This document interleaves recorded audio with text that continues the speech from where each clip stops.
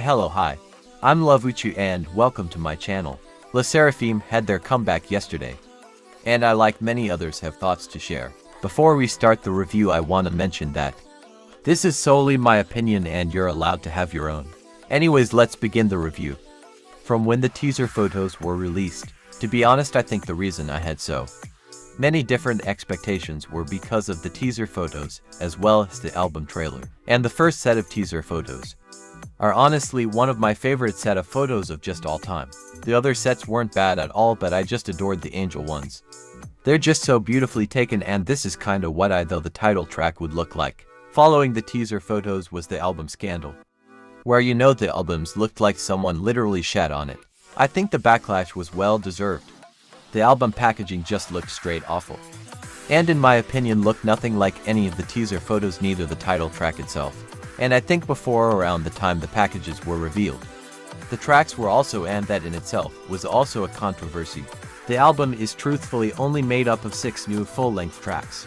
And people were rightfully pissed, because this was supposed to be their first ever album and they deserved more than just 6 new songs. But I'm pretty sure it was when the albums were revealed that people found out it was made up of 13 tracks, even though 2 of them were intros.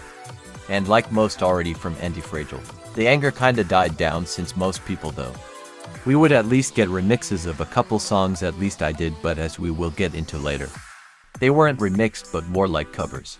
And before we start going into every track, I wanna say that this album isn't bad, at least in my opinion.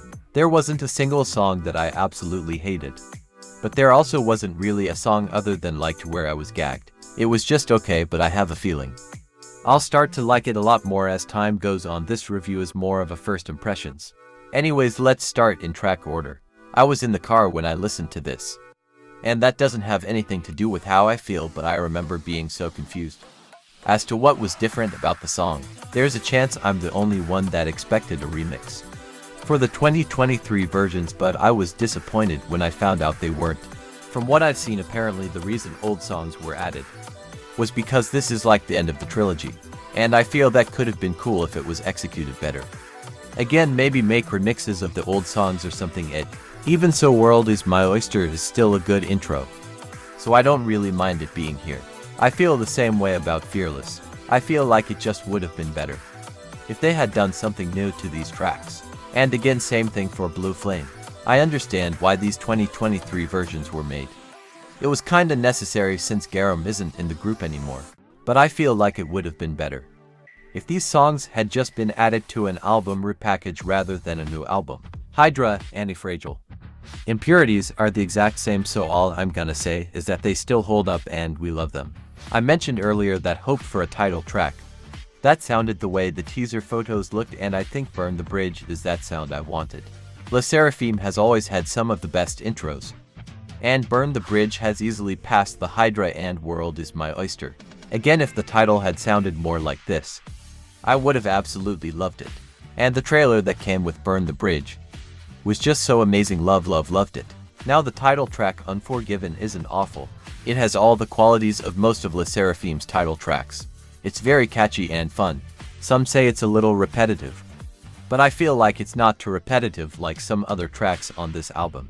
I've seen some people say they felt underwhelmed due to them teasing the track too much, but honestly, I don't know how to feel. It's my own fault for expecting something completely different. But still, again, it's not the worst track ever and I enjoyed it a bit.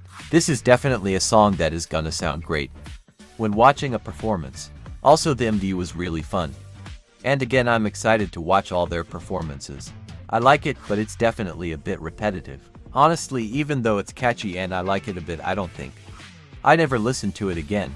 Again, it's repetitive, but even so, I don't remember like a single line I had to listen to again cause I completely forgot it. Even so, when I listened it again, I did move a little, It was like a miniature hit. I'm less in distress, but we're still the best. Dress fearless, say yes, we don't dress to impress. Oh, this is a hit. Like most people said, I wouldn't have mind if this was the title track, cause this made me move. Like, oh my god, this is just too good. Yes, this will be on repeat, and no, I won't shut up about. Like, come on, how could you not like this? It's just so good. You're really gonna tell me that when you listen to this, you don't feel like 'Cause I do. Yeah, okay, next. If I just personally don't like it. It sounds Taylor Swift but not in a good way. And I feel like this is one of my personal biggest criticism of the album itself. It doesn't really sound concise.